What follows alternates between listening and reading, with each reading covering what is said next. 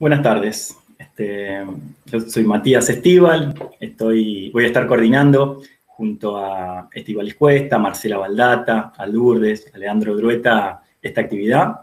Primero, darles la bienvenida y sobre todo agradecerles a quienes van a exponer, a Valeria Bula, a Claudio Staffolani, a Analia Chumpitaz, por el tiempo, por la predisposición en un momento bien complicado, ¿no? Cuando pensamos el armado de este foro, la situación en Rosario era muy diferente a la compleja situación que se está viviendo en estos días, ¿no? Y bueno, hoy con este foro de Rosario comienza un ciclo de foros federales de la REDASA. La REDASA es la Red de Antropología y Salud de Argentina. Es un ciclo llamado Miradas Antropológicas y Agendas Situadas en Tiempos de Pandemia, y que se va a realizar todos los jueves de este mes de octubre. Los jueves siguientes van a estar los foros de Misiones, de Córdoba, de Salta, de Río Negro y de AMBA. En este ciclo empezamos a trabajar junto a la comisión coordinadora de la REDASA desde los primeros meses de la pandemia, digamos, cuando la pandemia empezó a afectar nuestro país, ¿no? Y estos encuentros tienen por finalidad aportar, compartir las diversas miradas y experiencias de la pandemia en diferentes regiones del país. Pensamos que la antropología de la salud, que es el campo que compartimos en vinculación con los distintos trabajos y trayectorias en terrenos de la salud, tiene mucho para aportar de estos procesos tan inéditos, tan complejos, tan dinámicos que estamos viviendo. ¿Cómo pensamos específicamente el armado del Foro de Rosario? Cuando empezamos a barajar las posibles exposiciones, decidimos junto a Estíbaliz y a Marcela abrir el juego. Y más que presentar nuestras reflexiones o nuestras investigaciones, nos pareció interesante remitirnos a una particularidad local, digamos. Nos referimos a una impronta que reconocemos en el campo de la salud rosarina, que refiere a los permanentes intentos por articular distintas miradas disciplinares sobre la salud, y esto tiene muchos años, digamos. Uno se podría remitir a los cuadernos médicos sociales, ¿no? Desde hace varias décadas, o a los distintos momentos de un movimiento por la salud que puso en agenda la atención primaria, la salud pública, desde distintas disciplinas, en distintos momentos, con distintas intensidades, ¿no? Pero creemos que eso es una impronta local. Y entonces decidimos abrir la discusión, abrir el juego a compañeros, compañeras del campo de la salud que nos ayuden a pensar estos procesos, insisto, tan dinámicos, tan intensos, tan inéditos, tan complejos que estamos viviendo. Algunos datos sobre la organización de la actividad de hoy. Contamos con 3 expositores, cada una será presentada ahí en su momento. Las exposiciones van a durar 15 minutos aproximadamente, y las preguntas que vayan surgiendo las vamos a trabajar al final de las 3 exposiciones. Pero por supuesto pueden ir escribiendo ahí en el chat las preguntas, a quién va a estar dirigida, o en el caso de ser dirigida a los 3, lo van aclarando. Y la jornada está pensada para 1 hora y media de duración, esperemos poder cumplirla. Bueno, y comienzo presentando a la primera de las expositorias, a Valeria Bula. ¿Por qué invitamos a Valeria? Sabemos que la pandemia impactó en todas las dimensiones de la vida cotidiana, casi no dejó nada sin afectar. Hace unas semanas leíamos con unas compañeras, colegas de Buenos Aires, ese texto de Rosenberg llamado ¿Qué es una epidemia?, ¿no? Y veíamos cómo se reactualizan viejas problemáticas y discusiones, y al mismo tiempo veíamos cómo aparecen elementos novedosos para analizar. También hay mucho para decir sobre el lugar de la incertidumbre, sobre los artilugios que construimos para generar previsibilidad, etc., ¿no? Yo confieso mi incapacidad o la falta de claridad que tengo para pensar, reflexionar sobre procesos en pleno desenvolvimiento. Pero sí, digamos, tengo la certeza que en el marco de estos procesos es fundamental poder ver y entender las dinámicas, las distintas experiencias, las vivencias de los grupos sociales, su dinámica, sus respuestas, los impactos, sus estrategias, ¿no? Y el modo en que está afectando todo este berenjenal, para usar un término académico. Bueno, y es por eso que nos interesaba mucho escuchar a Valeria, para que nos pueda compartir esas experiencias de los equipos en el territorio, cómo se están viviendo cómo se está viendo el territorio desde los centros de salud y cómo se están viviendo estos procesos. Valeria es médica generalista, y no solo está muy formada en el campo de la salud pública, sino que además es una militante de la salud colectiva, digamos, de la salud pública y del derecho a la salud. Y a su vez es la directora de la Residencia de Medicina General y Familiar, lo cual la ubica en un lugar emblemático por muchos motivos. Yo voy a mencionar rápidamente 3. Por un lado, la residencia tiene una fuerte presencia en muchos centros de salud,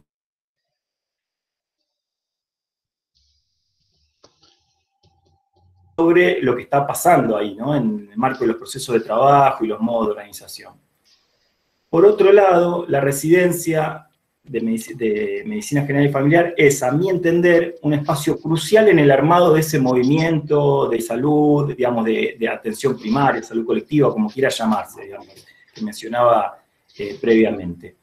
Y por último, creo que existe una histórica relación entre la medicina general y la antropología acá en Rosario.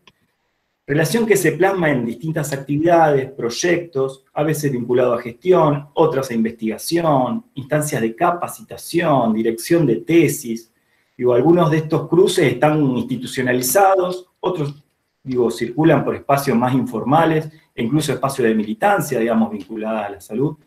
Y señalo todo esto porque lo que quiero subrayar es que quienes trabajamos en la antropología de la salud en Rosario tenemos un permanente cruce, una permanente retroalimentación y una permanente intención de confluir en distintas acciones. A veces nos sale, a veces no nos sale, pero creo que siempre está latente esa intención de articular, ¿no? Articular que no implica ensimismarnos, sino cada uno de su especificidad, de su mirada, de su lugar, poder aportar a esos problemas complejos. Pero bueno, no hablo más. La presento a Valeria, le damos la palabra. Valeria, muchas gracias por estar acá con nosotros. Hola, ¿cómo les va? Buenas tardes. ¿Se escucha? Sí, perfecto. ¿Se escucha bien? Sí, sí. Bueno, la verdad es que lo que dice Matías es bien cierto, porque yo recuerdo empezar en mi primer año de la residencia, allá lejos sí en el tiempo, y encontrarnos con antropólogas y antropólogos recorriendo varios caminos juntos. Una aclaración que quiero hacer, estoy tratando de aprender a hablar inclusivo y entonces mezclo todo. Entonces me puede salir una E en donde no va la E y etcétera. Sepan disculpar. Pero bueno, cuando Matías me invitó, lo primero que pensé es, este foro va a estar lleno de antropólogos y antropólogas, voy a intentar no decir ni la palabra social ni la palabra cultura, porque si no me van a saltar al cuello. Porque los que venimos de la academia médica hegemónica usamos social y cultura. Bueno, lo vamos metiendo, donde vamos encontrando un huequito lo vamos metiendo. Pero de verdad, con respeto a semejantes conceptualizaciones, voy a intentar no usarlo de una manera salvaje. Cuando pensaba qué podía compartir con todos ustedes,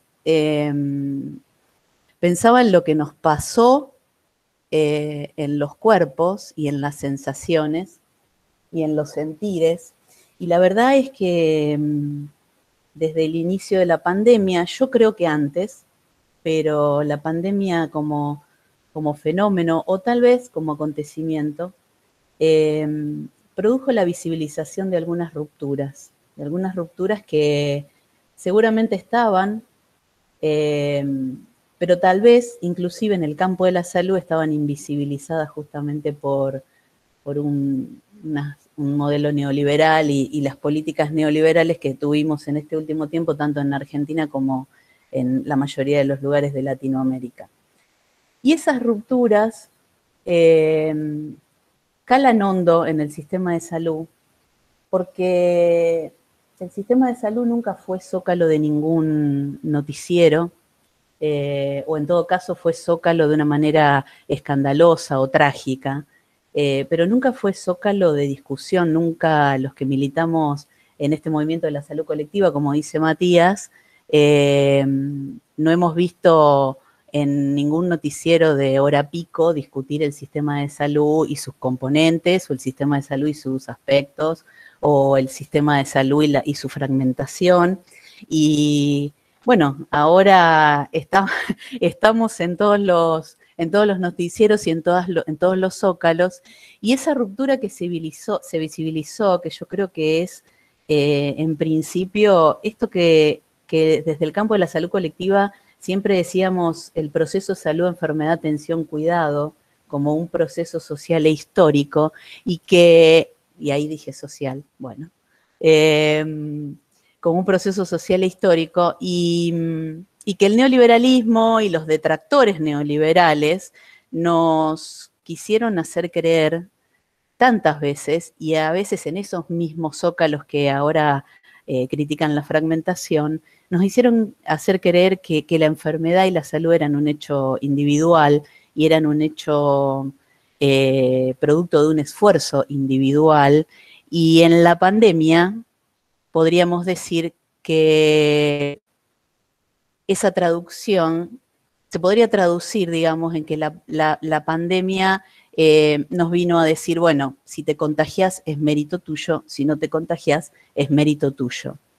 Esto me parece que es una primer visibilización de una ruptura que se venía dando, por lo menos los que venimos del movimiento de la salud colectiva, venimos bregando por poner alguna pregunta y un pensamiento crítico sobre esta concepción tan amplia del campo de la salud y del proceso de salud, enfermedad, atención.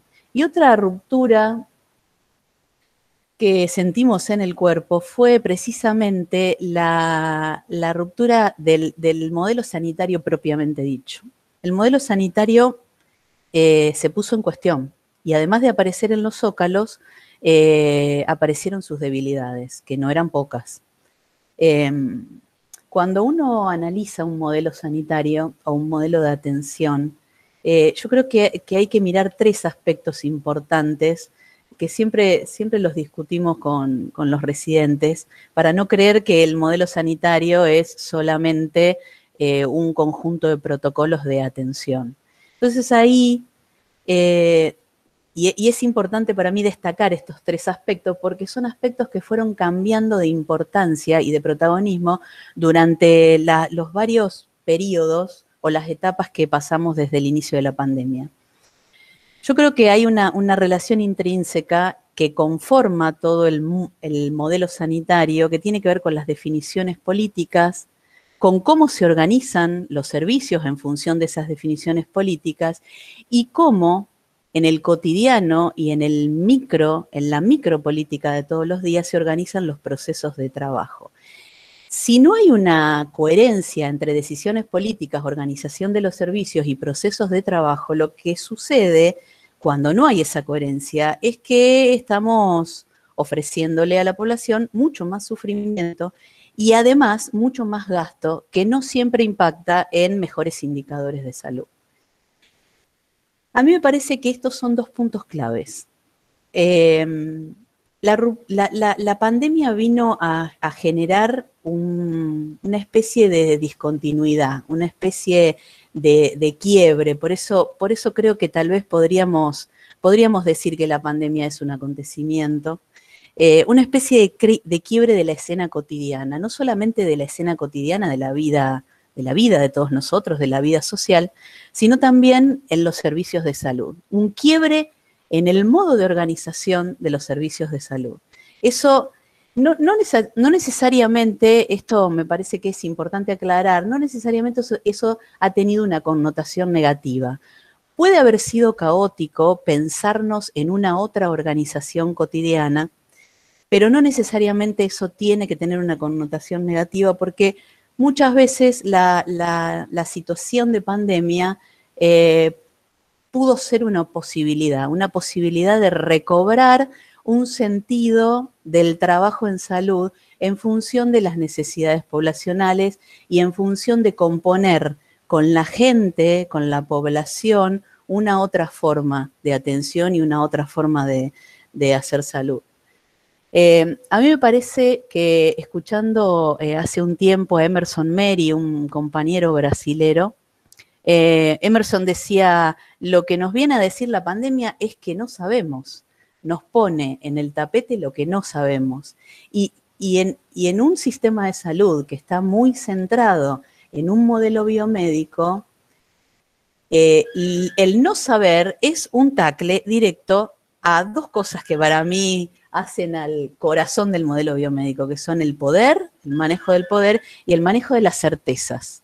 Porque acá vino a decir, tienen que construir otro modo de relación con la gente, porque si no de la pandemia no se sale, y eso es un tacle al poder hegemónico médico, y también vino a hacer un tacle a las certezas, porque no sabíamos qué hacer, porque ni siquiera sabíamos lo biomédico. Y entonces eso nos hizo caotizar en un principio, y a la vez, y paradójicamente, volver a ciertas raíces de recobrar ese sentido del trabajo territorial. La verdad es que el trabajo territorial, lo que necesito decir y lo que tengo la obligación también de decir por muchos compañeros que algunos los vi acá escuchando en el foro, es que nada de lo que yo pueda contar del trabajo territorial tiene la fuerza del trabajo territorial. Digamos, en el trabajo territorial, una palabra que está tan llena de contenido y tan vacía de contenido a la vez, porque se habla de territorio muy a la ligera, y para nosotros es un vivir, no solamente un concepto, sino un vivir cotidiano y un sentido cotidiano, lo territorial. Y la verdad es que lo territorial cobra vida cuando los cuerpos vibran. En el territorio los cuerpos vibran, los cuerpos de los trabajadores y los cuerpos de las personas. Cuando uno trabaja en el territorio, compone con el territorio. Cuando uno trabaja en el territorio, no tiene un preestablecido, porque debe componer con ese territorio. Si no se puede componer con ese territorio, no hay posibilidad de incorporar las necesidades que esa gente que vive en ese territorio, que trabaja en ese territorio, que sufre en ese territorio, que se alegra, que festeja en ese territorio, que se enferma de COVID en ese territorio, no hay posibilidad de incorporar esas necesidades, que lo que van a hacer, nada más y nada menos, es ordenar nuestros procesos de trabajo. Y ahí, la verdad es que me quiero detener en algo que para mí es un concepto muy potente, lo he usado en un montón de lugares, inclusive en mi tesis de maestría, porque me parece que eso es algo que nos pone como sujetos ante otros sujetos. Y es el concepto del cuidado. A mí me parece que la pandemia nos obligó a reinventar modos de cuidar. Y al obligarnos a reinventar modos de cuidar, nos puso nuevamente en una situación de desconocimiento. Porque Rosario, como decía Matías, tiene una historia de trabajo en el territorio y tiene, además de una historia, tiene una discusión profunda sobre cómo ese tipo de conceptualizaciones se plasman y se materializan en el cotidiano. Además de discutir que la salud es un derecho, hay que poder materializarlo en acciones cotidianas, en todos los días, para garantizar ese derecho. Y entonces Rosario tiene esa historia de discusiones, pero nosotros tuvimos que volver a reinventar cómo cuidamos en pandemia. Entonces ahí, y un poco me gustaría traer acá relatos que no son solo míos, sino que son de un grupo de compañeros con los que venimos, digamos, trabajando desde hace mucho tiempo, y que formamos un colectivo, que es el colectivo de tutores de la carrera de Medicina General y Familiar, que trabajan solamente en centros de salud del sistema de salud público, tanto provincial como municipal. Y en estos sentires aparece un primer momento de la pandemia en donde hubo que salir nuevamente de la guarida del centro de salud, y no digo guarida de casualidad, digo, la centrífuga institucional muchas veces hace que nos quedemos enganchados en una lógica institucional que en donde prevalece, más que las necesidades poblacionales, las necesidades de la misma institución. O sea que nuestros procesos de trabajo y nuestras formas organizativas tienden más a organizar la institución y a saldar las necesidades de la institución y sus trabajadores, olvidándonos de esas necesidades poblacionales, que es el fin último de nuestro trabajo. Ese modo reinventado de cuidar, decía, en un principio de la pandemia, nos hizo salir de adentro de la guarida. ¿Por qué? Porque había un aislamiento.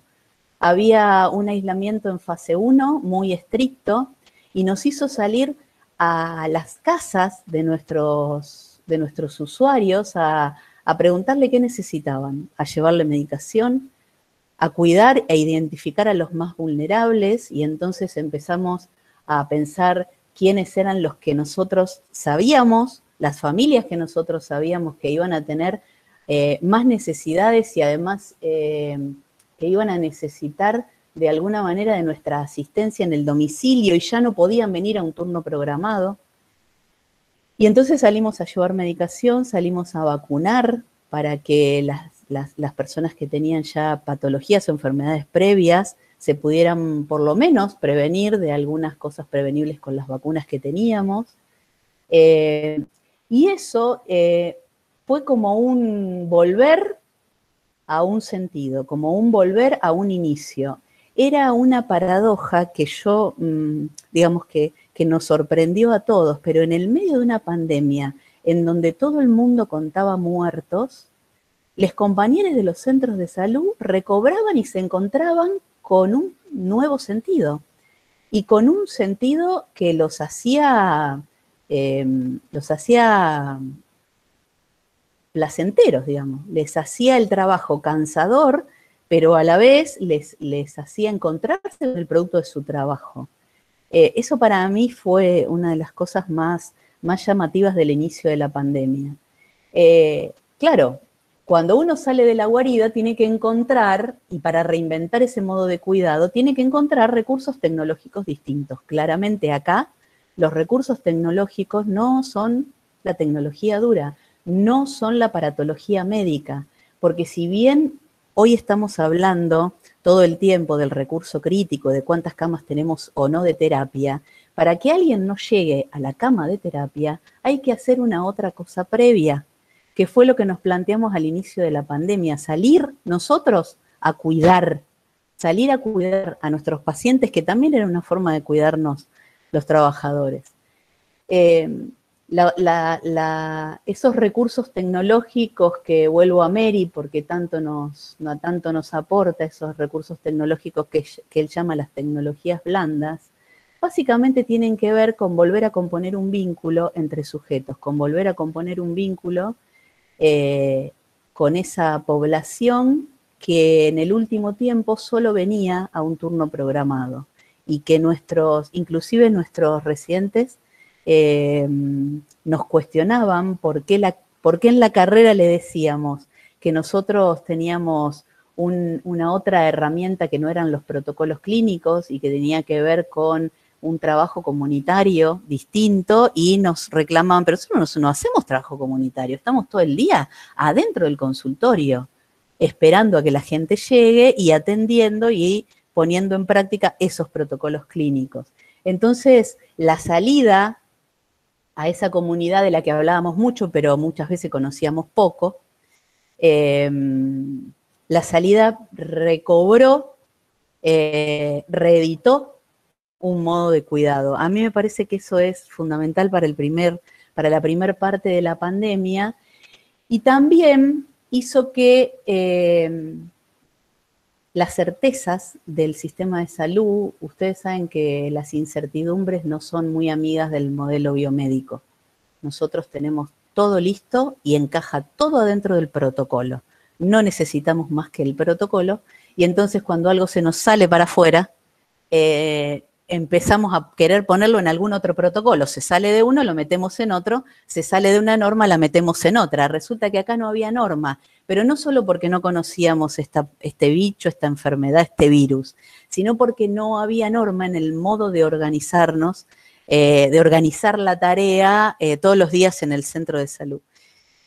Ahí es cuando el cuidado empieza a tener varios territorios, varios aspectos, varios sentires, y entonces vuelvo a los brasileros cuando dicen que el cuidado es una síntesis de múltiples cuidados, porque además nosotros veníamos de nuestras casas intentando cuidarnos, intentando cuidar nuestra familia, con miedos a contagiar cuando volvíamos a casa a nuestra familia, y entonces se sintetizaban unos muchos cuidados en esa expresión de cuidado que tratábamos de desplegar cuando llegábamos al centro de salud. Para mí esto es importante porque reeditar, nuevamente insisto, reeditar el cuidado permite alojar esta dinámica y esta incertidumbre permanente que nos está poniendo ante los ojos en esta pandemia. No quiero terminar sin decir algo que para mí es importante, porque la verdad que hoy cuando nos enteramos de que van a abrir los shopping, y hace una semana cuando abrieron los bares, y el discurso político, oficial, municipal y provincial es de cuídate solo y es tu responsabilidad individual, la verdad es que es peligroso y es muy cercano al discurso de la meritocracia y al discurso de lo individual y al discurso neoliberal, y se lleva bastante de patadas con lo que nosotros entendemos que tiene que ser la salida de la pandemia. Si no es colectiva, no es. Y hay una cosa muy curiosa que para mí sucedió, y es que al inicio de la pandemia, este modelo sanitario del que hablábamos con las definiciones políticas y la organización de los servicios y los procesos de trabajo, hubo definiciones políticas claras que apuntaron al cuidado de la población, que sacaron digamos, de contexto esta... ¿se escucha? Porque siento como un retorno. Sí, había un micrófono abierto. Ahí aprovecho para pedirte que vayas redondeando. Redondeo, dale. Por favor. Ya estamos. ¿Se escucha? Terminar con esta idea. Terminar con la idea. Hasta el inicio de la pandemia, las definiciones políticas fueron claras, apuntaron a un cuidado colectivo de la salud, a un cuidado colectivo, porque no era sálvese quien pueda y si vos haces mérito te contagiás y si no haces mérito no te contagiás, sino que apuntó, y el mensaje además de las decisiones concretas apuntaron a un cuidado colectivo. Hoy, y entonces en los servicios de salud fuimos readecuando todos estos procesos de cuidado y estos procesos organizativos. Hoy yo creo que la cosa se invirtió, y se invirtió para peor y se invirtió peligrosamente, porque las definiciones políticas dejaron de cuidar y de pensar estrategias colectivas, por lo menos regionalmente estoy hablando, y los servicios de salud nos readecuamos con todo lo que pudimos, pero la readecuación de los servicios de salud no va a ser suficiente para disminuir la cantidad de muertos y para cuidar la salud de la población.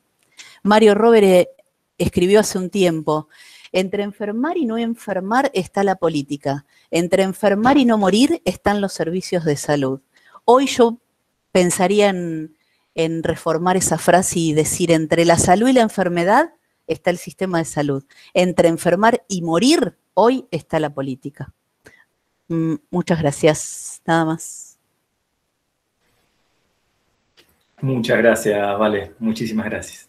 Clarísimo. Bueno, buen día a todos, buenas tardes en realidad. Gracias a los que están presentes. Bueno, gracias Valeria por tu exposición y bueno, yo voy a presentar al siguiente invitado que quisimos incluir en este foro.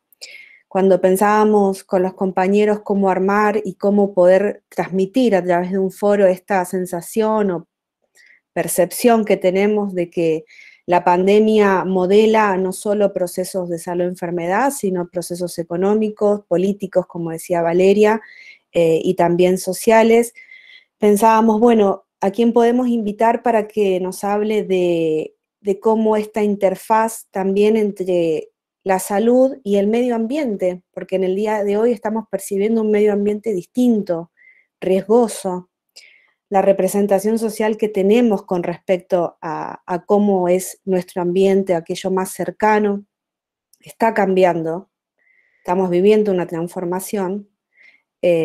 Cómo percibimos, cómo estamos percibiendo aquello que nos rodea, esta naturaleza que parece que se nos ha puesto en contra, que nos presenta resistencias, que nos presenta patógenos, y cómo todo esto, claramente en el día a día, como decía Matías, es muy difícil dar cuenta de los procesos, pero sí está condicionando nuestros comportamientos hacia nuestro entorno más mediato, que es el medio. Pensamos en el siguiente invitado, que es Claudio Stafolani. Él hace muchos años que forma parte del programa de Medio Ambiente y Salud del Centro de Estudios Interdisciplinarios de la Universidad Nacional de Rosario, que en esta tradición de trabajo interdisciplinario de la región, que hablaba de la región y específicamente de Rosario, que hablaba Matías, es un programa que está conformado por filósofos, antropólogos, médicos, ingenieros agrónomos, estadísticos, demógrafos, incluso veterinarios, y a mí me parecía interesante el trabajo interdisciplinario que ellos realizan, porque piensan esta interfaz entre el medio ambiente y la salud de una forma sinérgica, que creo que es un poco un concepto que nos va a ayudar a entender esta transformación, este hito que está transformando nuestra cotidianidad, como decía Matías. Y también, bueno, nos parecía impertinente que pudiera compartir hoy con nosotros, porque actualmente es director de un estudio que se desarrolla en toda la región centro, Argentina, que está compuesta por la provincia, bueno, más o menos ya lo sabemos, pero Entre Ríos, Córdoba y Santa Fe, sobre representaciones sociales, percepción de riesgo, medio ambiente y salud en poblaciones rurales, pensando en la transformación tecnológica y de modelo productivo que esta región ha vivido en estos últimos 30 años. Y bueno, mientras preparábamos este espacio, yo le preguntaba a Claudio si podíamos pensar cómo esta transformación que en su momento vivió la región, que impactó muy fuertemente las representaciones sociales sobre el medio ambiente, un medio ambiente que se convirtió en algún punto en riesgoso, que impacta en los procesos de salud o enfermedad, se puede pensar también en este momento en la epidemia. Es un trabajo muy extenso que está financiado por el Instituto Nacional del Cáncer. Y cuando hablábamos de esto, que yo le invitaba a que reflexionemos con cómo podemos pensar en las transformaciones a las representaciones sociales de la cual vamos a salir de este proceso, empezamos a hablar de aquellos discursos autorizados que en el día de hoy están presentes, que están incluyendo elementos para unas nuevas representaciones de las cuales podemos llegar a salir, de este medio que se nos presenta como incontrolable, enfermante, riesgoso, ¿no? Muy, muy alejado de esa antigua naturaleza que antes pensábamos, ¿no? Entonces, bueno, eso es un poquito lo que lo invitamos a participar. Y bueno, Claudio, te doy la palabra y bueno, empezamos la conversación. Bueno, gracias, Estíbaliz. Primero quiero aclarar que yo no estoy viviendo en Rosario, si bien soy un rosarino, digamos, de muchos años. No estoy viviendo en Rosario, por lo tanto, lo que voy a plantear no incluye a Rosario específicamente, porque toda esta pandemia yo la estoy viviendo en la ciudad donde vivo, que es Paraná, y bueno, no tengo digamos, la cercanía como para poder decir algo respecto de Rosario. Sí, voy a hablar más que de la investigación que hablaba Estíbaliz, de una observación que estoy haciendo a partir de que empezó la pandemia, allá por el mes de marzo, y me gustaría ver cómo estos discursos autorizados, ahora vamos a tratar de hablar de eso, están modelizando o modelando la pandemia, es decir, la pandemia se está de alguna manera desarrollando en función, o mucho tienen que ver estos discursos autorizados, y como decía recién Valeria, aquellos discursos que están tapados. Voy a tratar un poquito de hablar de eso, y que tendrían que estar autorizados para tomar las grandes decisiones que tienen que ver con la pandemia. Yo particularmente, cuando se tomó la decisión de la cuarentena, estaba en desacuerdo en cerrar todo estrictamente, porque creía que había que preparar a la comunidad para enfrentar lo que venía. Es verdad que no teníamos muchos antecedentes, pero después con el tiempo cambié de opinión porque, bueno, veía que en Argentina había relativamente pocos casos a comparación de otros países, y bueno, pensé que había sido buena la decisión de cerrar abruptamente y decretar la cuarentena de esa forma. Y después con el tiempo fui cambiando otra vez de opinión y volviendo a mi primera idea, mi primera observación, de que habría que haber preparado mucho mejor a la comunidad para enfrentar la pandemia. Y en esa observación, vuelvo a insistir, de los medios nacionales, quizás alguno local de aquí de Entre Ríos, pero veía que empezaban a aparecer discursos que eran convocados a opinar y a tomar y a decidir sobre los pasos a seguir en la pandemia. Esos discursos tenían que ver con la epidemiología, con la infectología, con la virología, los matemáticos y estadísticos, digamos, sentimos hablar muchísimo de la curva, de la picudez de la curva, de cuándo iba a llegar el pico de la curva, de cuándo iba a empezar a bajar, y básicamente eran consultados y todavía son consultados matemáticos y estadísticos para eso. Psiquiatras por el tema de las consecuencias para la salud mental, y bueno, todo aquello que estaba de las patologías que pueden estar asociadas al encierro o a estos encierros, digamos, continuados. Otro discurso es el de los comunicadores, sobre todo los comunicadores de riesgo, que si bien no son los comunicadores de riesgo los que se presentaron o hablaron directamente, pero uno se da cuenta que en las palabras de los funcionarios y de los gobernantes, tanto intendentes, gobernadores, incluso el mismo presidente, detrás hay una idea de comunicación de riesgo, hay palabras que se utilizan, que se repiten, que uno supone que detrás hay un saber de la comunicación de riesgo. La cuestión es que la única estrategia que hasta el momento se ha planteado como la posible de llevar adelante precisamente para evitar la enfermedad es el tema del aislamiento social, el uso de barbijo, el de toser en el pliegue del codo, es decir, todas cuestiones que tienen que ver con el comportamiento, con las prácticas, y detrás de las prácticas siempre hay una idea, un valor, una representación social.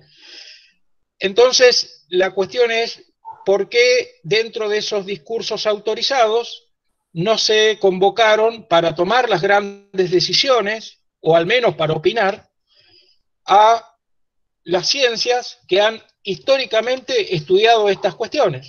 La forma de pensar de la comunidad, la forma de desarrollar sus prácticas y la forma en que podemos trabajar para poder cambiar esas prácticas que hay que cambiar, que implican siempre un cambio de la forma de pensar y por lo tanto intervenir sobre la cultura.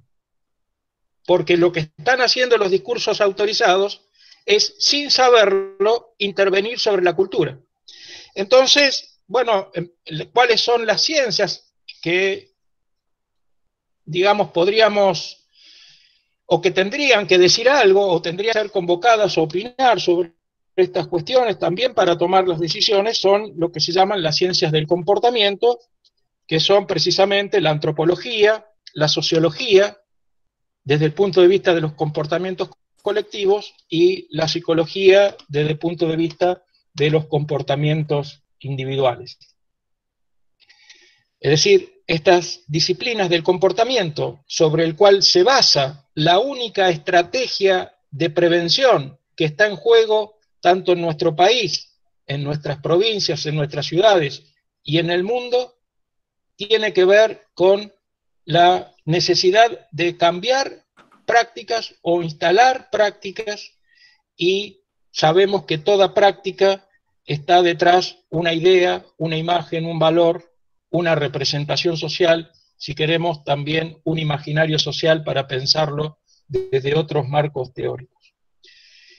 Y parece que es sencillo, o todo el mundo supone desde estos discursos autorizados que es sencillo, por ejemplo, toser en el pliegue del codo, cambiar la práctica de toser en la mano, práctica que hemos aprendido desde nuestra más tierna infancia, como un hábito de, no solamente de salud, sino de educación, y resulta que de un día para el otro, y conscientemente, tenemos que cambiar el hábito que durante toda la vida tuvimos de toser en la mano a toser en el codo, como si fuera tan fácil cambiar una práctica que casi es automática.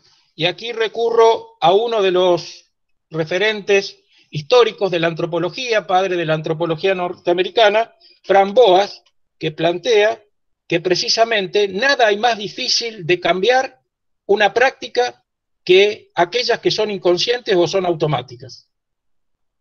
Bueno, los fumadores pueden dar cuenta de esto, que se dan cuenta que están fumando después que prendieron el cigarrillo. Y así podríamos hablar, digamos, de muchas prácticas que en nuestra vida cotidiana las manejamos automáticamente sin reflexionar sobre lo que estamos haciendo. Y resulta que lo que nos venían a proponer tan simplemente era cambiar una práctica que casi es muy difícil de cambiar, según ya lo que nos plantean los teóricos de la antropología y que podemos corroborar en nuestra vida cotidiana permanentemente. Por un lado, estas cuestiones de prácticas, pero por otro lado, el tema de usar barbijo. Práctica, digamos, inusual en la gran mayoría de los habitantes de nuestro país, y, digamos, muy rara, solamente la podíamos ver en algunas personas con alguna enfermedad específica, pero el hábito de incorporar el uso de barbijo también se lo entiende como algo muy simple. Y entonces vimos por televisión, por YouTube, por los mensajitos de WhatsApp, a gente muy interesada en cómo se hacía un barbijo, con un pañuelo, con un elástico, con, bueno, en algunos casos hasta con prendas íntimas, se proponían hacer los tapabocas, los barbijos, pero nadie nos decía cómo teníamos que incorporar el hábito, la práctica de acordarnos de ponernos el barbijo antes de salir de nuestra casa. Cosa que ha desarrollado, o saber que ha desarrollado la psicología, más específicamente la psicología cognitiva, a través de lo que se llaman los talleres de memoria. Aquellos que trabajan en el campo de la gerontología saben la importancia de los talleres de memoria para, de alguna manera, reforzar ciertas prácticas, no olvidarse la llave, bueno, todas esas cosas que habitualmente se asocian con la adultez mayor, pero que podría haberse aplicado, digamos, tranquilamente para poder instalar estas nuevas prácticas que son necesarias para poder evitar el contagio de la enfermedad, dado que, bueno, se está como comprobando, por decirlo de alguna manera, que la transmisión del COVID-19 es básicamente aérea, ¿no? Entonces, digo, estas cosas se pueden preparar y esto que digo no lo digo solamente por el tema del COVID-19, sino lo digo también en función de esta intervención que estamos haciendo sobre el medio ambiente, esta reterritorialización que estamos haciendo del medio ambiente. Digo reterritorialización porque cuando hablamos del medio ambiente con la gente adentro hablamos de un territorio que le impone ciertas características a ese espacio que habitualmente llamamos ambiente y lo transformamos en un territorio, es decir, en algo sobre el que transformamos eso que en algún momento puede haber sido naturaleza.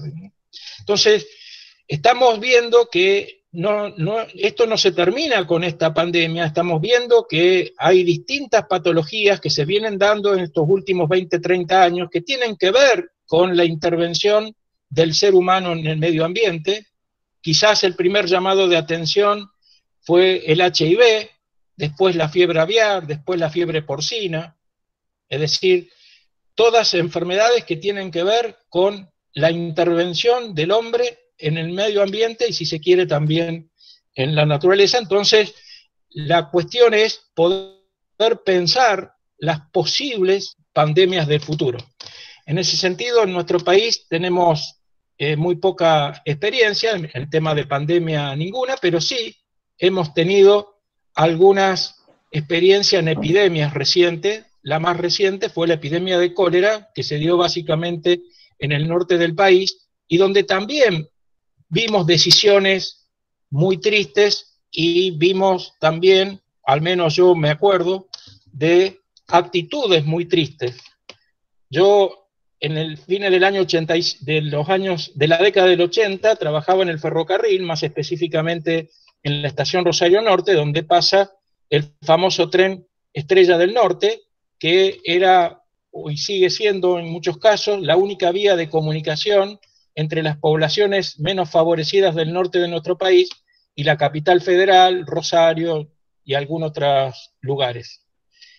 Durante la epidemia de cólera, a los que viajaban en el tren Estrella del Norte se les cerraba con llave la puerta del baño en Santiago del Estero, en la capital, en la ciudad de Santiago del Estero, y se abría después en Rosario Norte, 10 horas después de haber salido de Santiago del Estero. Digo, no solamente ahora estamos viendo actitudes tristes o que no quisiéramos ver, decisiones, digamos, que no tienen sentido, o que estamos viendo que el sentido de esas decisiones a través de estos discursos autorizados no son lo que al principio nos planteaban estos discursos autorizados.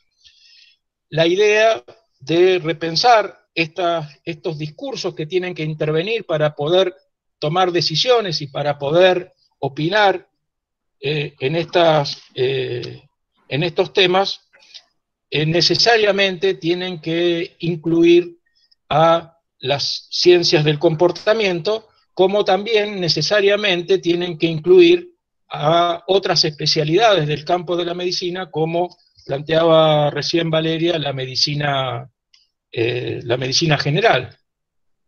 No creo que para abrir los shopping hayan consultado a la carrera o a los especialistas en medicina general. Seguramente esas decisiones pasaron por otros discursos que asesoraron a las autoridades. Bueno, en definitiva, esto tiene que ver, esta era la cuestión que quería remarcar. Y por otro lado también, otras cuestiones que se van viendo en la pandemia y que con Estíbaliz también la estamos viendo en otros ámbitos, que es la de algunos conceptos amortiguadores que se utilizan como estrategia de comunicación de riesgo y que, como vimos, están teniendo los efectos contrarios digo esto a través de un sociólogo de Buenos Aires llamado Feinstein, que habla de la inmunidad del cagazo y del efecto contrario que se está logrando con estas formas de comunicación que plantean, por ejemplo, estamos bien, dicen la situación está controlada, todos conceptos que supuestamente se lanzan para tranquilizar a la comunidad y lo único que han hecho es que la comunidad salga más fuerte todavía a la calle a romper el aislamiento social. Otras, ya pasamos lo peor, la curva está aplanada, la curva está madura, incluso también se inventan nuevas cosas, como estos conceptos amortiguadores para, digamos, esperar determinado tranquilidad o comportamientos, digamos, de aislamiento en la comunidad. Tenemos un sistema de salud preparado para enfrentar la pandemia. Es decir, los discursos autorizados, por un lado, que hablan de lo que no saben, o de lo que nunca formó parte de su objeto de estudio y su objeto de intervención. Las prácticas y la forma de pensar de los ciudadanos, de los habitantes de una determinada región. Y por otro lado, el surgimiento de conceptos o de frases que intentan amortiguar los efectos sin lograrlos, como plantea este sociólogo porteño de Buenos Aires, que en vez de frenar o de posibilitar que las personas se adecúen a estas prácticas, logran todo lo contrario. Planteo también, por último, que en el campo de la antropología hay muchas propuestas que tendrían que recuperar y que tendríamos que recuperar y que nuestros funcionarios y las personas que están decidiendo sobre la pandemia tendrían que tener en cuenta. Por ejemplo, la antropología del cuerpo y todos los desarrollos que ha tenido en estas últimas décadas la antropología del cuerpo para pensar cómo vivir en cuarentena, para pensar cómo vivir encerrado durante un tiempo, o para ayudar a vivir encerrado o vivir, digamos, en distanciamiento social. La antropología de la vida cotidiana, también para pensar cómo hacemos para superar lo cotidiano, y seguramente otras miradas dentro del campo de la antropología que podrían recuperarse para poder pensar sobre estas cuestiones, sobre todo, más que para el presente, para pensar las próximas o la posibilidad de próximas epidemias en el futuro o pandemias como en este caso. Bueno, listo, Estíbaliz, gracias. Bueno, muchas gracias, Claudio. Ya justo pasamos los 15 minutos, así que no me quiero exceder.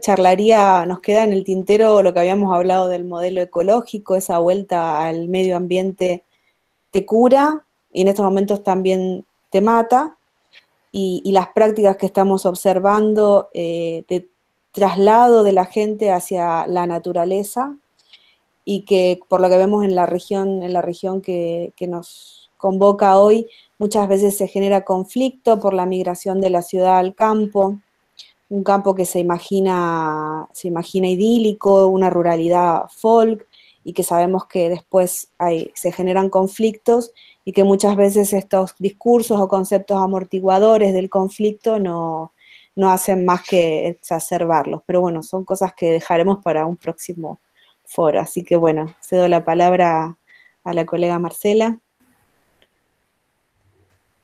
Gracias, Estíbaliz.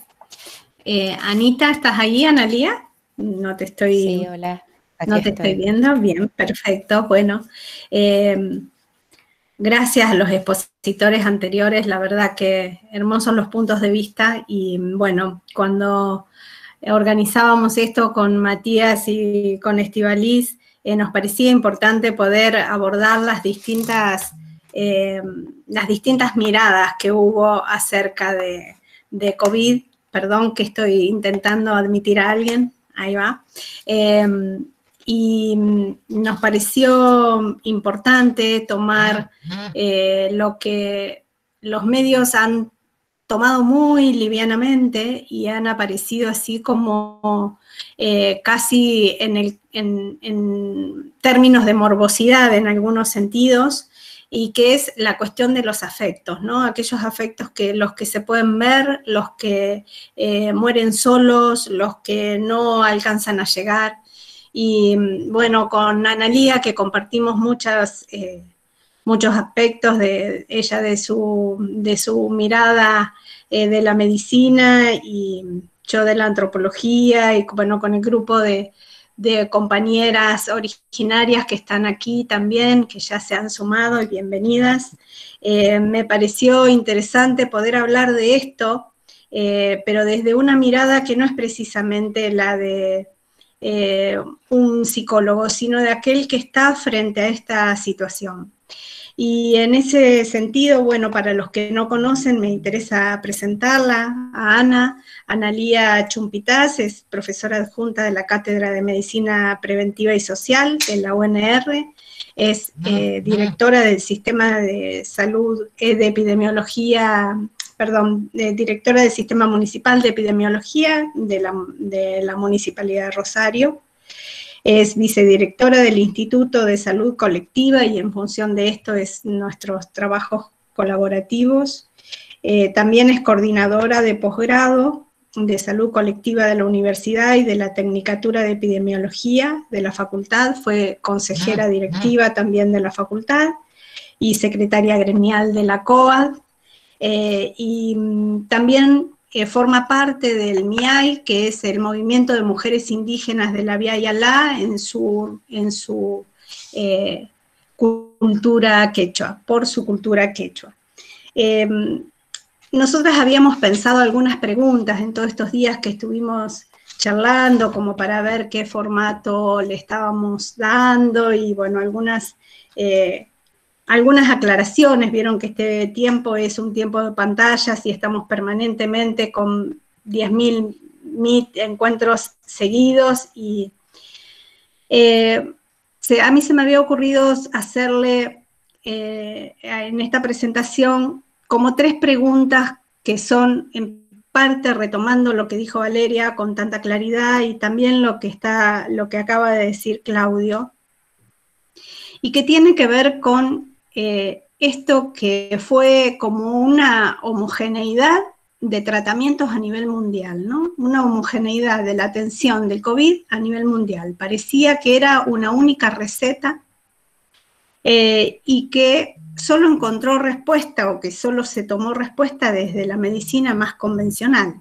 aquella que permanentemente nosotros, los antropólogos, estamos tratando de mechar o de pensar otra cosa que no sea la de la biomedicina, esperando esta vacuna como única respuesta posible, y que va a ser a muy largo plazo, lo cual genera también cierta ansiedad y cierta desestabilidad, podríamos decir, emocional.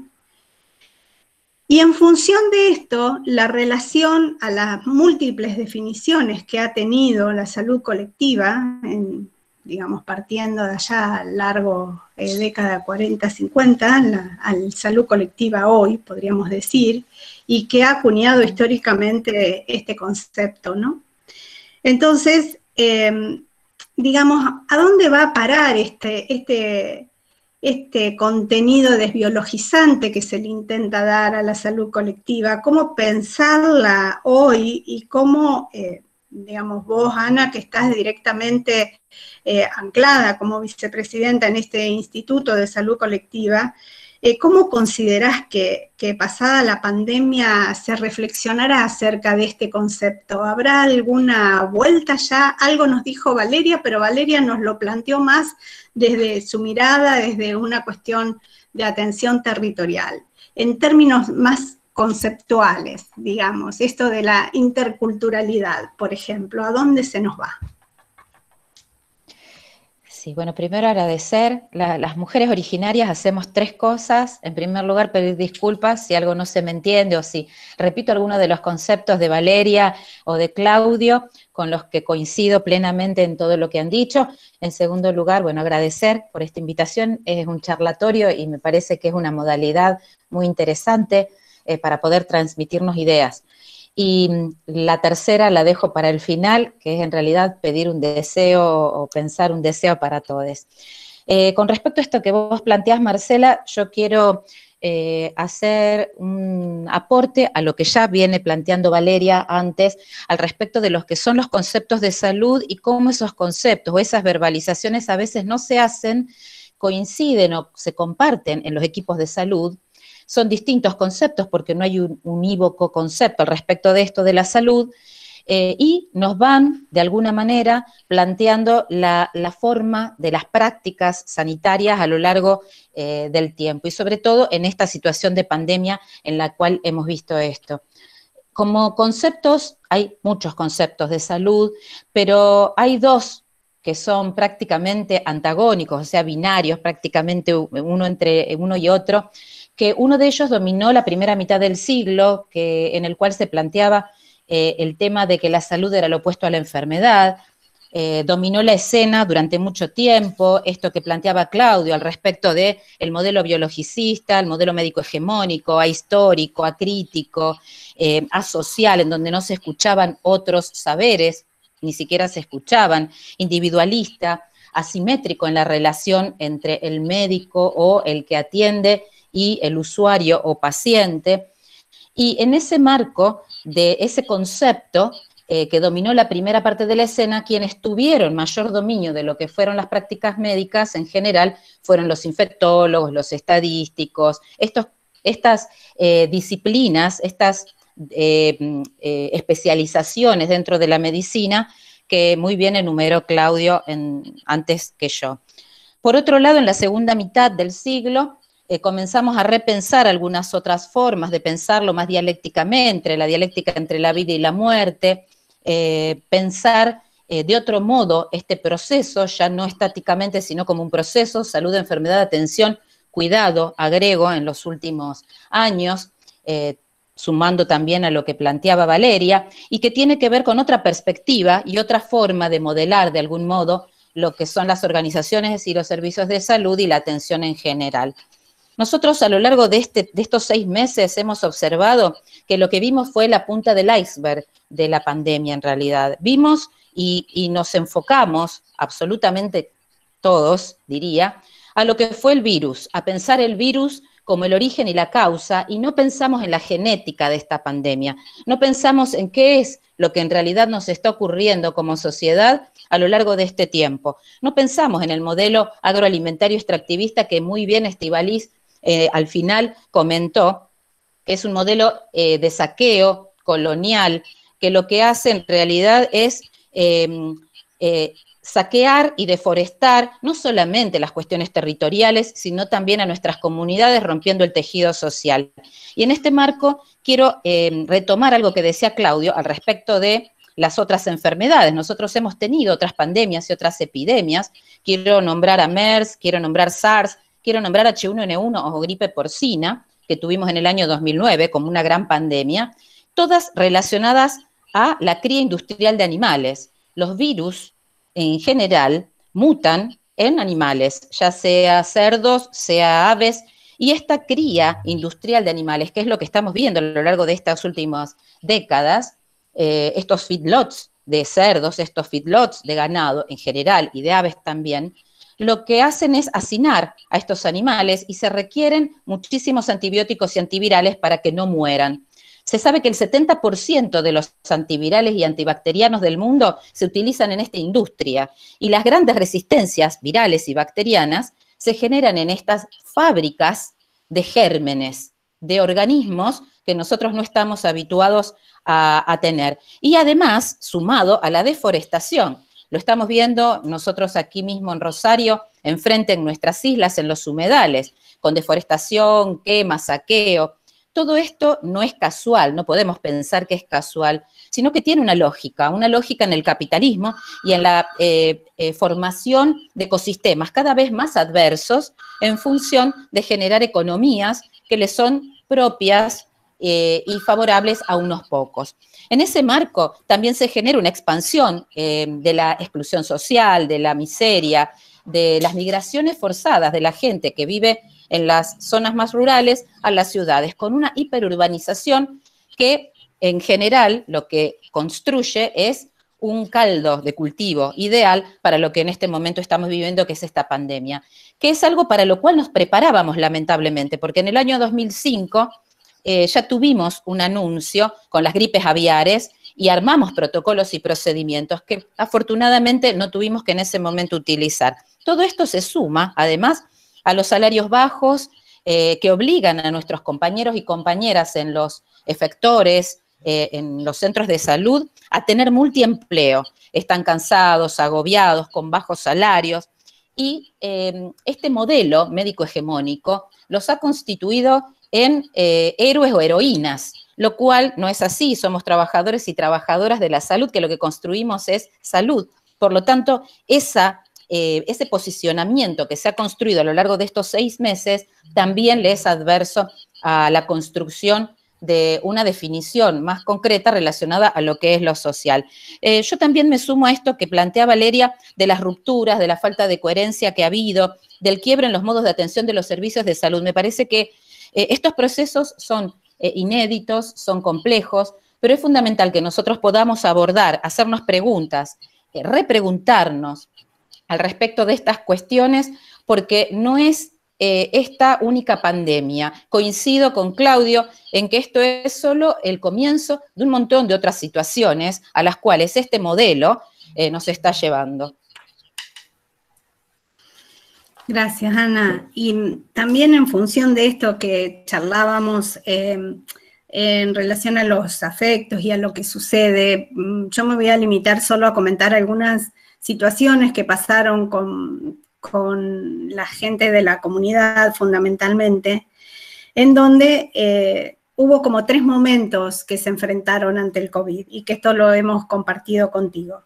La primera, que fue de aislamiento en los barrios, ¿no? En donde, bueno, no se podía realizar ninguna práctica de las que se estaba acostumbrado, la visita al vecino, a la familia, tomar mate juntos, preparar la torta asada, etcétera, etcétera, y que trajo por detrás un desconocimiento de la situación y cierto temor, digamos, de no poder encontrar en esta situación una explicación posible.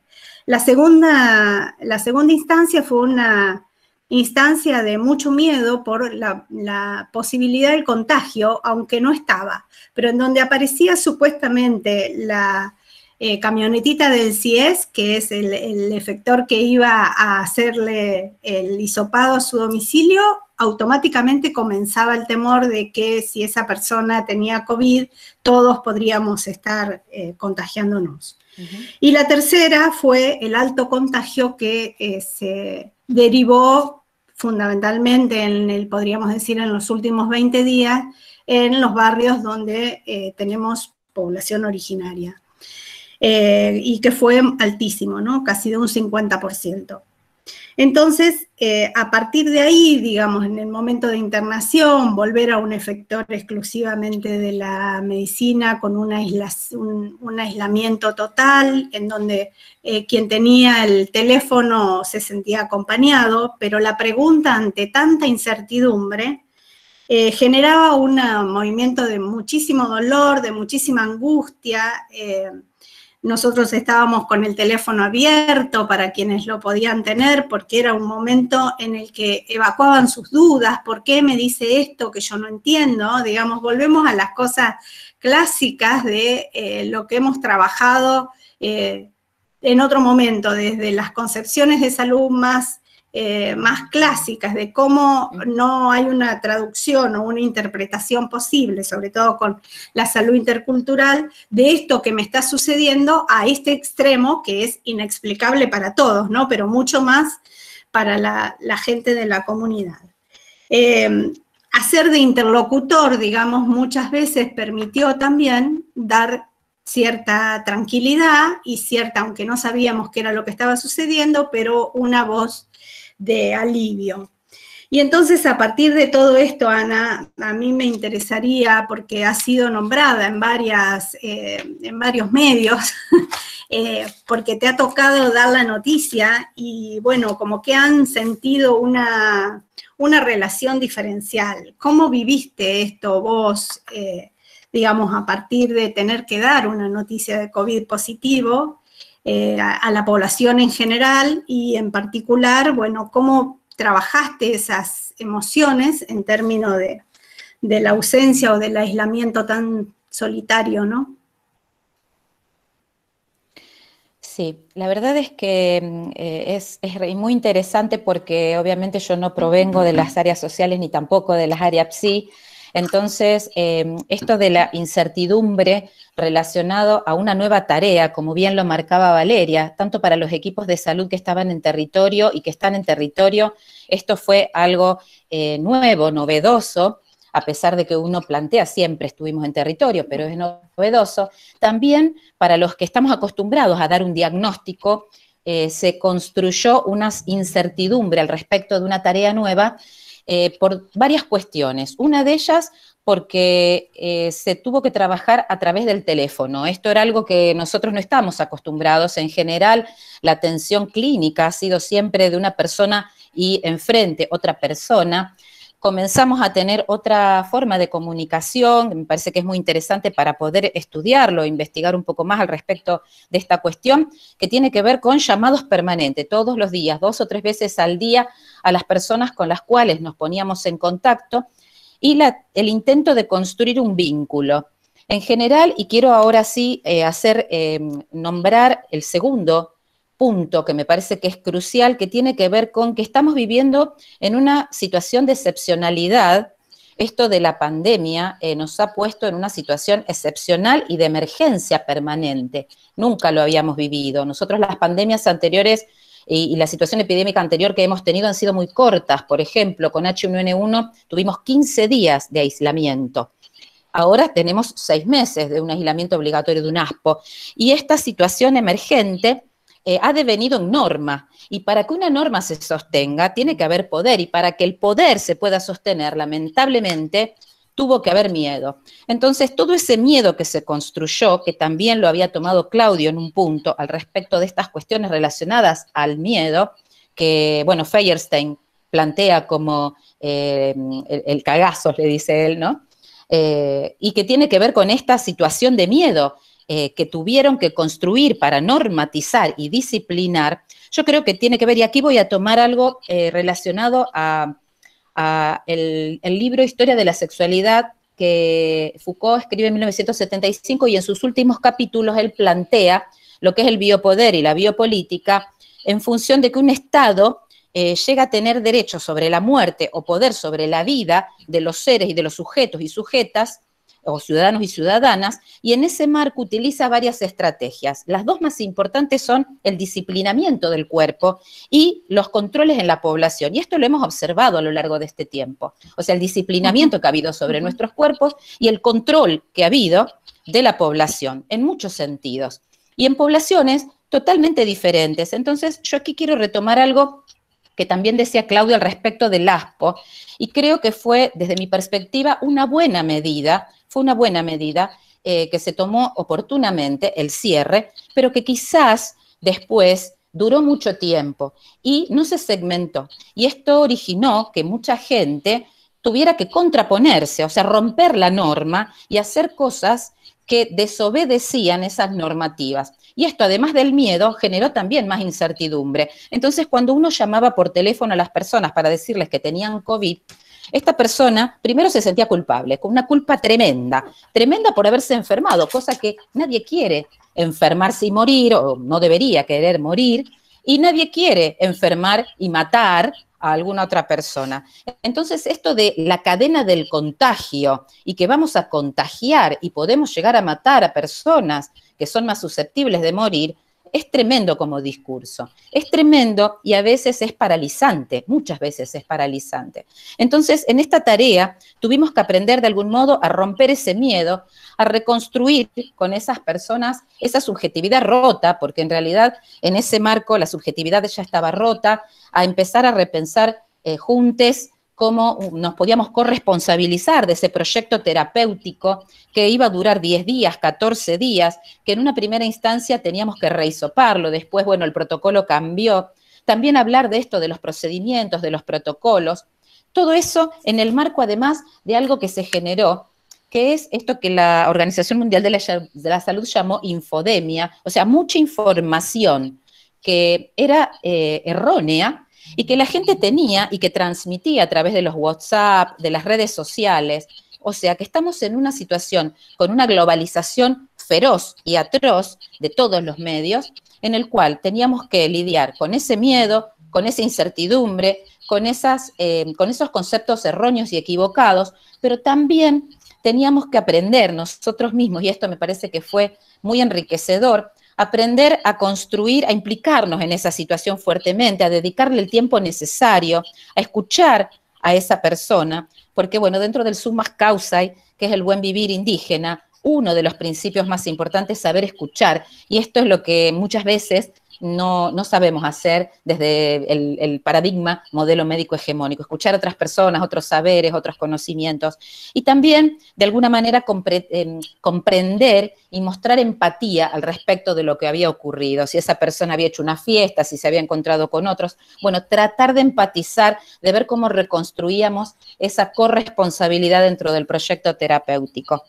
Y con respecto a esto que vos planteabas, Marce, de los barrios más vulnerables, los barrios donde se vulneran los derechos con mucha habitualidad, creo que esto de la norma y esto del ASPO es terrible, porque la gente no es que no rompía la norma por querer romper la norma, que sí ocurrió en muchos otros, que sin tener una idea colectiva de lo que era esta pandemia, la rompían porque se les ocurría y se les daba la gana romper esa norma. En el caso de las comunidades originarias y en el caso de muchas otras comunidades cuyos derechos son vulnerados, esto ocurría porque no había otra posibilidad de supervivencia, o sea, era para sobrevivir. Entonces se confrontó esto de sobrevivir al COVID o sobrevivir a la falta de alimentos y de falta de recursos elementales para la subsistencia. Entonces, esto me parece que también es una de las cosas que tenemos que repensar para los próximos días, meses e incluso por la posibilidad de tener otras pandemias en el futuro.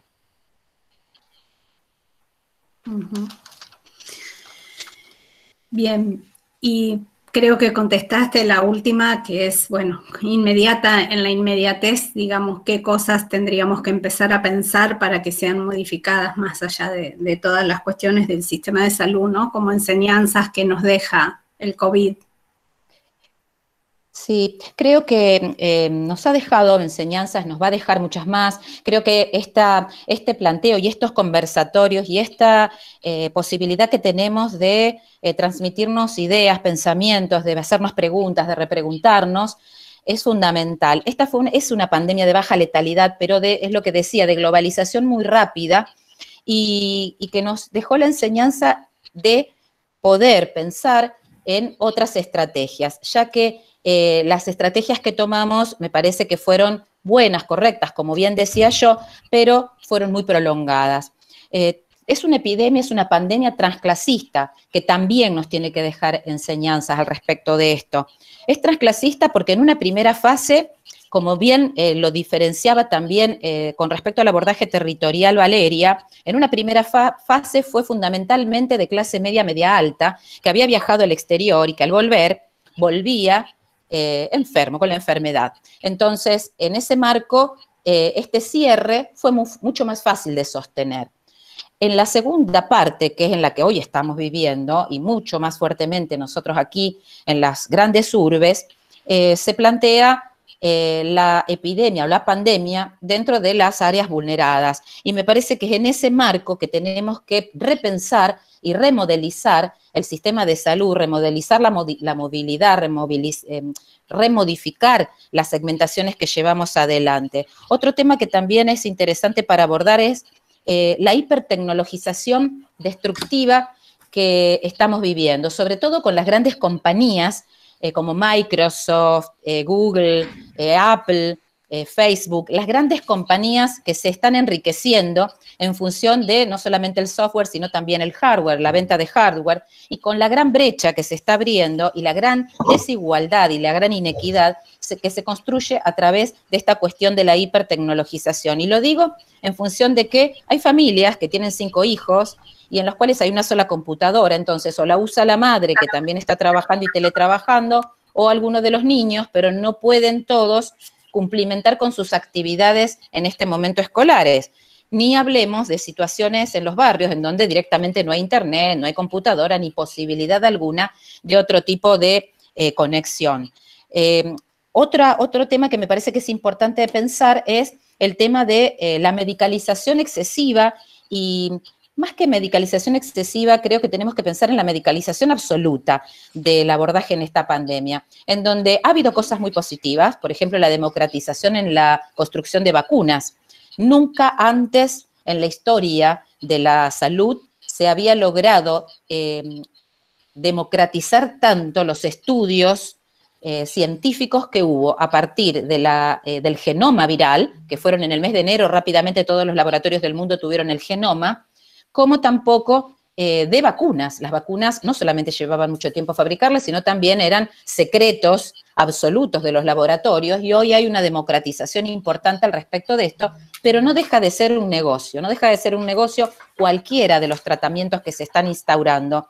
Y no así, y coincido con Claudio, el resto de las terapéuticas que tienen que ver con proyectos más del orden de lo social, y que son los que realmente modificarían el transcurso de esta pandemia. Yo creo que tenemos que pensar en soluciones colectivas, soluciones descentralizadas, más conexión con las organizaciones de base, con quienes se ha roto prácticamente el tejido social en estos meses, en todo el planeta, y fundamentalmente, bueno, que esta cuarentena no logre deshumanizarnos, que este virus no logre deshumanizarnos, que nos permita transmitir las historias, las expresiones, las emociones. Y bueno, y aquí quiero comentar, bueno, el tercer punto de lo que hacemos las mujeres originarias, que es pedir un deseo, y mi deseo tiene que ver con no volver a la normalidad que teníamos. La normalidad que teníamos era mala, era una mala normalidad, porque había desigualdad, había inequidad, había muerte, violencia, colonización, saqueo. Creo que tenemos que pensar en una nueva o nuevas normalidades, pensar en nuevas normalidades y pensar en un sentido más sustentable, más con los saberes, incluyendo todos los saberes, con mayor participación de las organizaciones de la comunidad, un proyecto que permita la soberanía alimentaria y fundamentalmente que todos pensemos siempre en defensa de la vida. Esa es la idea que quería transmitir. Gracias, Ana. Gracias. Gracias, muchas gracias. Bueno, vamos a las preguntas, si hay preguntas o comentarios. Bueno, ahí Juan Pedro Bonifaci hacía un comentario sobre una enfermedad zoonótica que realmente en el litoral somos especialistas en ellas, que es la fiebre hemorrágica argentina, en el sur principalmente de la provincia de Santa Fe, muy vinculada con un modelo productivo que en realidad al día de hoy está abandonando la ganadería, por lo que hemos podido observar. Y bueno, Claudio, te comentaban sobre esta epidemia de esta enfermedad zoonótica, si la podríamos incorporar como antecedente. ¿Qué opinas al respecto? Sí, estoy de acuerdo y está muy bien en recordarla. Seguramente hay otras también que podremos recordar. Quería también aprovechar para decir alguna pequeña cosita respecto de la epidemiología. Todavía no hay pandemiólogos, ni endemiólogos. Digamos, la disciplina madre sigue siendo la epidemiología, y más allá de la definición que podamos hacer de endemia, de pandemia, de epidemia en términos de tiempo y espacio, yo quería recordar la etimología de la palabra epidemia. Cuando Hipócrates pensó esta palabra, por supuesto que desde una mirada que los griegos tenían de aversión a los extranjeros, pero epidemia tiene dos raíces, o dos palabras con dos raíces. Una es epis, visitante, y la otra es demos, pueblo, barrio. Es decir, la epidemia, desde la etimología, estudia a los visitantes del pueblo, a los visitantes del demos. Y esta pandemia se transformó en pandemia precisamente porque el origen de la epidemiología medio como que quedó de lado. Es decir, las epidemias se transforman en pandemias por los visitantes, y bueno, no fue, me parece que hubo un gran problema con el control de los visitantes, no solamente en Argentina, sino que en gran parte del mundo. Bueno, y respecto, es muy atinado recuperar el tema de la fiebre hemorrágica también, porque en la fiebre hemorrágica también no soy, no tengo muchos antecedentes, salvo lo que pude haber escuchado de muy chico sobre información, pero seguramente hay muchas cuestiones para recuperar y para repensar en el desarrollo de las endemias y en la intervención sobre las endemias. Bueno, no sé si hay alguna otra pregunta. Bueno, Yo quisiera hacer un comentario al respecto de lo de fiebre hemorrágica argentina. Quiero decir que estamos en este momento en un brote epidémico de fiebre hemorrágica argentina, así que rescato mucho lo que plantea Juan Pedro, porque estamos en una epidemia, y sin embargo, bueno, quedó tanto la de dengue de un comienzo del año como esta epidemia en la que estamos de fiebre hemorrágica argentina, quedan desdibujadas con COVID-19.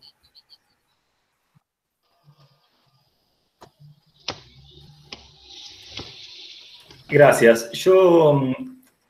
Cuando iniciamos el encuentro, generamos un artilugio, en esta cuestión de los artilugios para enfrentar para construir previsibilidad de una duración de una jornada de 1 hora y media, que ya la llevamos y ya la cumplimos, ¿no? Pero bueno, quería aprovechar estos últimos momentos para abrir a preguntas, para abrir a comentarios. Vemos colegas de todo el país. Así que bueno, me parece que no quedaron otras preguntas en el chat, y principalmente agradecer a las expositoras, al expositor por el tiempo y la dedicación. Dejamos abierto, esto intenta ser un foro de intercambio, dejamos abierto a comentarios, a preguntas.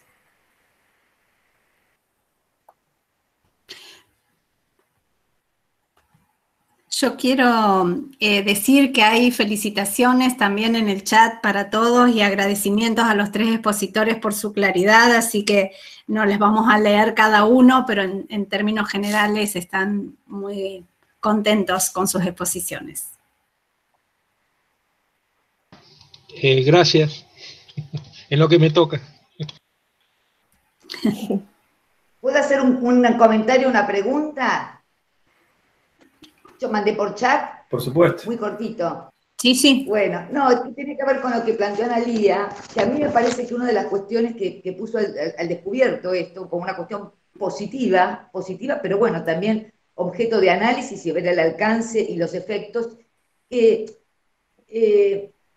la enorme vitalidad y capacidad de recomposición del tejido social, porque por lo menos en la zona del Gran La Plata, donde vivo y conozco, el papel que tuvieron la organización, las organizaciones sociales, las organizaciones políticas, las redes de vecinos a través de los WhatsApp, en términos de red de cuidado, digamos, fue muy denso, muy intenso y todavía se sostiene. Digamos, ha sido muy importante. Entonces, es cierto que hubo muchas acciones y políticas dirigidas y que tendieron a la ruptura del tejido social, pero la capacidad de recomposición, la rapidez de reactivación que se tuvo, digamos, en respuesta a la pandemia y a todas las medidas fue sumamente importante y contribuyó de manera, yo diría, significativa para amortiguar los efectos en los barrios más vulnerables, ¿no? Si no hubiese sido por eso, bueno, hubiese sido un desastre en muchísimos sentidos, ¿no?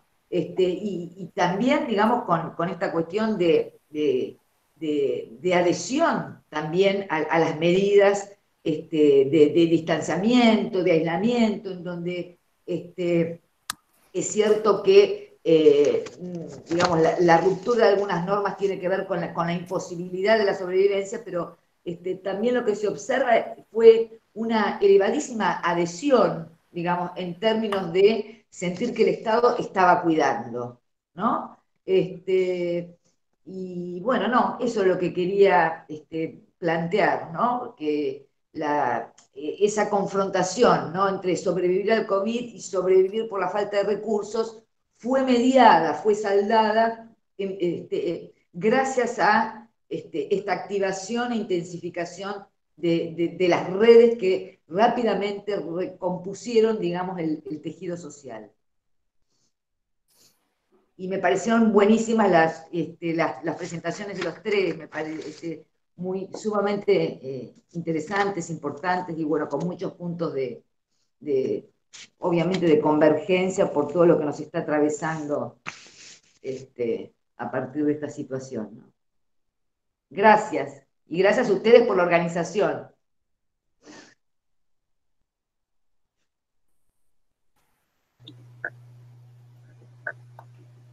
Ahí ahora no encuentro, estoy con el teléfono, no encuentro cómo callarme. No sé si alguien tiene alguna pregunta más. Bueno, yo quisiera hacer una pregunta. ¿Puedo hablar? No sé si... Quisiera hacer una pregunta al que quiera responder de los disertantes. También me parece que es muy interesante. Todas las exposiciones han tenido dimensiones muy atractivas y aparte que abren, interrogan, y me parece que, bueno, también la organización ha sido impecable, así que eso quiero agradecerles, pero quisiera poner en claro alguna cuestión una pregunta que les quisiera devolver, que es: en estos tiempos de aislamiento todos hemos trabajado, todos hemos... y muchas veces se genera como la sensación de que seguimos en continuidad con la vida como estamos. Es decir, en muchas de las apreciaciones que hacemos, de alguna forma termina como desdibujándose que siempre están mediadas por la tecnología. Es decir, salvo casos excepcionales, o al menos en el ámbito del AMBA, hay la imposibilidad de poder entrar en los contextos sociales mismos durante mucho tiempo, ha llevado a generar datos indirectos. Entonces quisiera que los que quisieran o los que pudieran, ¿cómo consideran que ha impactado esta cuestión de que bajo condiciones de aislamiento se hacen afirmaciones o se hacen cuestiones sobre realidades que en realidad no estamos viviendo? Es decir, que los antropólogos en general trabajamos in situ. Bueno, ahora eso está muy recortado, digamos, al menos en el ámbito del AMBA. Entonces, esta mediación, esta intermediación de las tecnologías, me parece que por ahí es una cuestión que también abre interrogantes sobre qué nos esperan con estos modos de trabajo, ¿no? ¿Qué sé yo? Es algo que me interesaría escuchar al que le interese responder. Sí, yo, digamos, me parece que desde el punto de vista de la investigación se abre toda una nueva forma de trabajo de campo para aquellos que hacemos trabajo de campo, digamos, y lo hacíamos presencial. Bueno, durante este tiempo hemos tratado de aprovechar en la medida de lo posible estas tecnologías para continuar con el trabajo de campo. Es verdad que trae algunos inconvenientes importantes, sobre todo lo que tiene que ver con el sesgo de aquellas personas a las cuales podemos acceder. Hay un grupo de la población, y eso, bueno, depende de cada uno de los temas que se aborden, pero hay un grupo de la población donde es imposible acceder, porque no tienen, digamos, ni la tecnología ni el dinero, por ejemplo, para soportar una videollamada, y menos aún una computadora para un Zoom, para un Meet. Entonces, es verdad que ha permitido el uso de estas tecnologías dar alguna continuidad al trabajo de campo tradicional de la antropología, pero también es verdad que hay que repensarlo por los sesgos que genera el uso de la tecnología. Bueno, muchas gracias. Sí, sí, me parece muy interesante.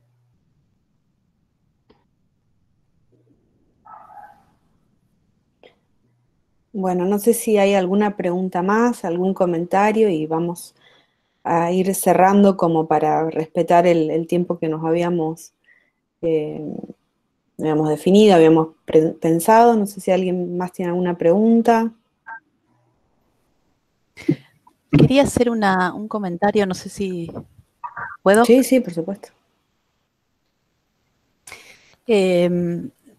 Respecto de lo que decía Susana previamente a esto de cómo se dieron los lazos sociales a partir del inicio de la pandemia, lo que fuimos viendo en los barrios, trabajamos, donde saben ustedes que las condiciones de vida son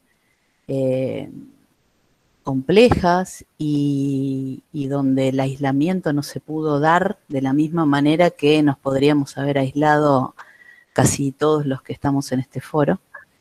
El aislamiento allí no tuvo que ver con el espacio casero, sino que tuvo que ver con el espacio compartido. El aislamiento ahí fue en el patio compartido de una casa con un único ambiente. Eso para nosotros fue todo un desafío, pero sobre todo porque ahí no teníamos mucho que hacer. La verdad es que está bueno el correrse el centro, porque lo que apareció ahí en esto que decía Susana de los lazos sociales fueron y son muchos mucha solidaridad entre personas que carecen de muchísimas de las cosas que podríamos nosotros no carecer y principalmente la vivienda como espacio de aislamiento. Y además el cuidado entre ellos. Nosotros en uno de los barrios donde van los residentes y trabajan nuestros tutores, se armó todo un lazo solidario para poder llevarle comida en la primera parte de la pandemia, para poder llevarle comida a las personas que tenían diabetes y no iban a poder salir a hacer sus compras porque no podían salir, porque los diabéticos están en mucho riesgo si contraen COVID, pero además porque no estaban pudiendo changuear, entonces no estaban con posibilidades, aún si hubiesen podido salir, de adquirir, digamos, alimentos. Entonces hubo toda una red solidaria para cocinar viandas en un centro comunitario, para cocinar viandas con el aporte de varios, viandas que no tuvieran, bueno, hidratos de carbono y otras cosas que los diabéticos no pueden comer, porque además eso hubiese generado una condición de salud mucho más vulnerable que la que ya tenían previamente. Esto tiene para mí dos cosas. Lo que decía antes de correr el protagonismo del equipo de salud, y entonces uno se ve en la posición de mirar y acompañar. Correte del centro, es mirar y acompañar, y poner al servicio de esos lazos solidarios lo que el centro de salud, en este caso, pueda aportar. Eso me parece como muy fuerte, por esto que decía Susana. Y lo otro es que para mí hay dos expresiones de la pandemia. Una de la pandemia y el aislamiento tal vez prolongado, tal vez un aislamiento que debería haber sido intermitente desde hace un tiempo para acá y no lo fue, y entonces el aislamiento que no es intermitente, que no tiene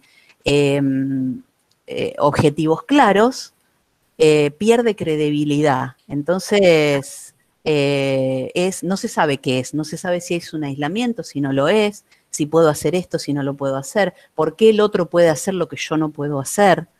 Me parece que eso es una responsabilidad del nivel político que está desencajada.